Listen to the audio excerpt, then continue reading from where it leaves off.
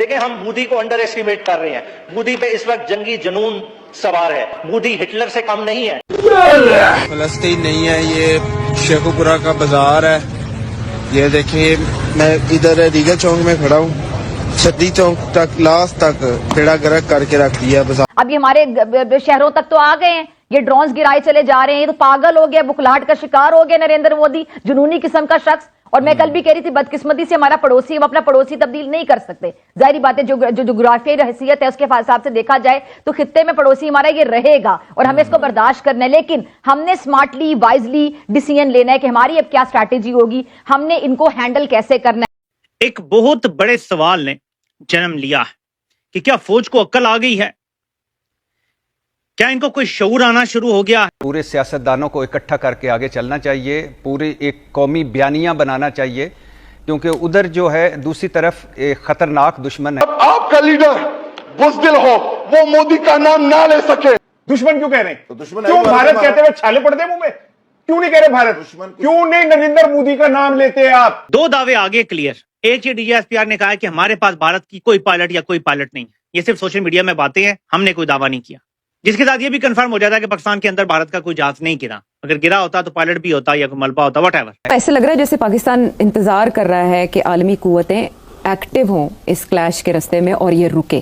क्या ये कमजोरी को जाहिर नहीं करेगा अगर हम इंतजार कर रहे हैं कि कोई दरमियान में आए और उधर से जेडी वैंस कह रहे हैं कि हमारा कोई लेना देना नहीं? दोस्तों, पाकिस्तान की हालत बड़ी खराब हो चुकी है। उनकी इतनी फटी पड़ी है कि पूछिए मत। अब ये बात अलग है कि उन्होंने अपनी जनता को तो कुछ बताते नहीं है। वो अपनी जनता को बेवकूफ़ बनाते हैं कि जी हमने 15 राफेल मार दिए हैं, 20 S-400 तोड़ दिए हैं और ये कर दिया है, वो कर दिया है। अब देखिए, भारत के अंदर तो कुछ हुआ नहीं है और पाकिस्तान के अंदर अरबों डॉलर का नुकसान हो चुका है। उनके पता नहीं कितने एयरबेस फूट गए हैं, कितने शहरों के अंदर बम, और जो उनके अनमोल रतन आतंकवादी थे सारे के सारे मार दिए, 100 से ज़्यादा मार दिए। उसके बावजूद भी ये कहते नहीं जी हम, अब इनको मोदी का खौफ पड़ चुका है दोस्तों। इनको पता लग चुका है कि मोदी अलग है, मोदी नहीं सुनेगा, ना मोदी डरता है ना खूंकेगा। पाकिस्तान को अब आए दिन, आपको बता दूं मैं दोस्तों, पाकिस्तान की हालत खराब होने वाली है। आए दिन आप कोई ना कोई न्यूज़ सुनेंगे, पाकिस्तान के साथ ये हो गया, वो हो गया, ये हो गया, वो हो गया। कमेंट्स कीजिएगा, वीडियो को लाइक और चैनल सब्सक्राइब भी कीजिएगा। Thank you very much. मैंने क्या कहा आपको कि इसको लिमिट करो, इसको कन्फाइन करो, इसको जल्दी से खत्म करो। दूसरी बात है, देखिए किस किस्म की वार्निंग दिया गया है इंडिया। देखिए, उन्होंने नीलम डैम पे ये फेंका है कि नहीं फेंका है? जी, नीलम डैम पे उन्होंने एक और डैम पे। Look at the signalling. उनकी सिग्नलिंग ये है कि बच्चों, अगर तुमने रिसिप्रोकेट किया, हमें वो ये कर रहे हैं, वो क्या कहते हैं, प्रोवोक कर रहे हैं।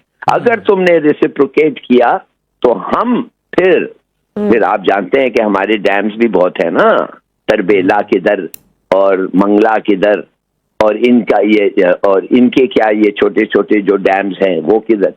तो देखिए, अगर उन्होंने हमारे डैम पे अटैक किया तो हम भी तो उनके डैम्स पे कर नहीं सकते। जिस तरह से अक़वाम मुत्तहिदा के चार्टर आर्टिकल 51 के मुताबिक पाकिस्तान किसी भी किस्म की जारियत की सूरत में रद्द-ए-अमल का हक महफूज रखता है, और यहाँ तो फिर हमारी मेन लैंड और बड़े शहरों को टारगेट किया गया है। नहीं, ये महफूज रखना और ये सब भूल जाएं आप। In a war situation reality counts. आप सोचे, अगर नीलम झेलम को इन्होंने क्यों डैम किया? छोटे से थोड़ा सा मारा है, ये नहीं कि उसको तबाह किया है, थोड़ा सा मारा है। उनको प्रोवोक किया है, हमें कह रहे तुम भी करो ना, तुम क्यों नहीं करते हो? हमने किया है। उसका मतलब ये है तुम करो और फिर तुम्हारे का नुकसान देखो क्या होगा अगर हम शुरू हो गए तुम्हारे बड़े डैम्स पे। वो तो फिर that would be a calamity, जैसे आपको पता है। तो कहने की बात सिर्फ ये, हमें प्रोवोक भी नहीं होना चाहिए।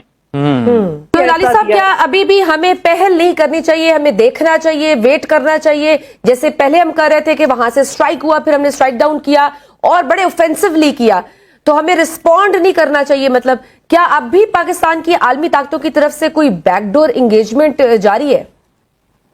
देखिए, मैं समझता हूँ बैकडोर एंगेजमेंट हो रहा है और है, और इसलिए मेरे ख्याल में मोहसिन नकवी और अमेरिकन एम्बेसडर मिल रहे हैं। आखिर क्यों मिल रहे हैं? वो इसीलिए मिल रहे हैं टू कन्वे एक one on behalf of the Pakistan government और वो अपनी गवर्नमेंट। अब देखिए, 2-3 चीजें से हमें एहतियात करना चाहिए। जी।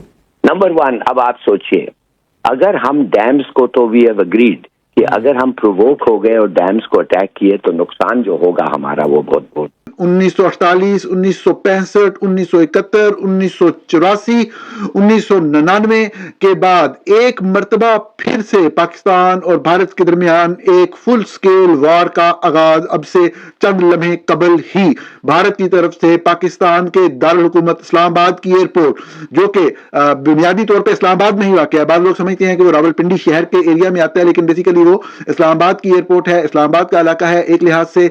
उसके अंदर अटैक किया भारत ने, ना सिर्फ इस्लामाबाद की इस एयरपोर्ट पे अटैक किया जिसको हम नूर खान एयरबेस कहते हैं, पाकिस्तान एयरफोर्स के कंट्रोल में है, बल्कि मुरीद बेस के ऊपर और झंग के करीब एक इलाका शोरकोट है, वहां पर शोरकोट में एयर बेस है, वहां पे और एक और जगह पे मुख्तलिफ एयर बेसेस के ऊपर भारत ने जो है वो अटैक किया। कि भारत ने पाकिस्तान के 4 शहरों के ऊपर, जो मेन लैंड पाकिस्तान है उसके 4 शहरों पर भारत ने 1971 की जंग के बाद, आधी सदी से ज्यादा अरसे के बाद पाकिस्तान के 4 बड़े शहरों पर, जिसमें लाहौर भी शामिल है, साफ है मुरीद के और लाहौर में कोई खास फर्क नहीं है, उन पर मिसाइल अटैक किया था। यह बड़ा खतरनाक वाकया था।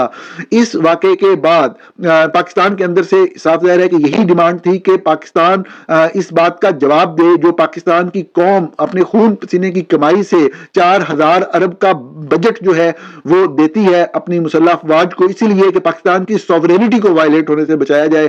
तो ये वाकया ऐसा वाकया था जो ये वाकया हुआ 7 मई को, कि इसके अंदर पाकिस्तान की सॉवरेनिटी वायलेट हुई।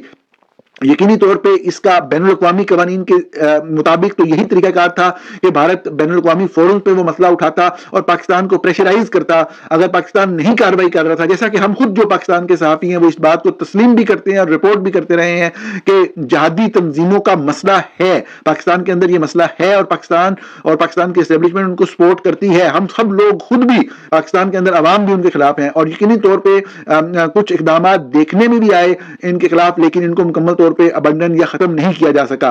ये सोच रहा हूं कि जैसे हमने उनकी बिहेवियर पैटर्न देखा है इस जंग में, किसको वो मारते हैं, कैसे मारते हैं, तो मैं डर गया हूं अब इनके साथ क्या बात हो सकती है। हम लोग क्या वाकई समझते हैं कि इनके साथ रैशनली बैठ के बात कर सकते हैं, जिन इस मुल्क ने हाइड्रो इलेक्ट्रिक पावर और डैम्स पे थोड़े से बम किए थे। क्यों प्रोवोक कर रहे हैं हमें? शुक्र है हम प्रोवोक नहीं हो गए। हमारा बहुत बड़ा नुकसान है इसमें अगर हम प्रोवोक हैं और उनके स्टैंडर्ड्स पे आ जाएं कि सिविलियंस को मिसाइल से सिविलियंस को मारे चुन चुन के। देखिए ये प्लेबुक है, एक प्लेबुक जो नेतन्याहू का जो गाजा में है। आपको पता है 3 दिन पहले, आपको पता है नहीं है इसलिए कि आपने दरियाफ्त नहीं किया, आपका इंटरेस्ट नहीं रहा।